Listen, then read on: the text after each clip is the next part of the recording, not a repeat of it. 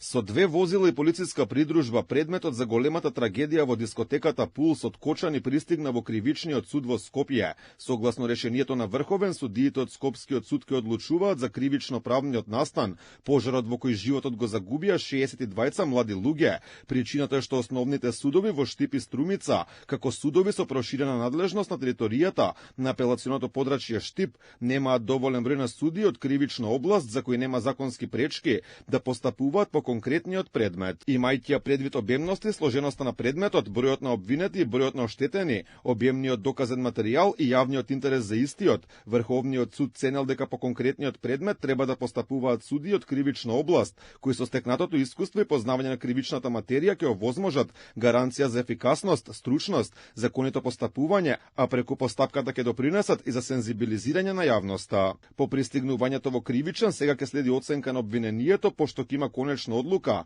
дали и кога ќе се отвори кривичен процес за овој случај. Доставениот обвинителен акт, согласно АКМИС системот, ќе биде распределен на Совет за оцена на обвинение, кој по приемот ќе го достави актот до обвинетите, пошто започнува законскиот рок за приговор на истиот. По исполнување на предвидените услови за постапување, Советот ќе закаже седница за оцена. За исходот странките и јавноста ќе бидат навремено известени. Според обвинението за институционални пропусти, повеќе годишно системско непостапување и причините за настанување на пожарот во кочанското кабаре Пулс, обвинети за тешки дела против општата сигурност се 34 луѓе и 3 фирми.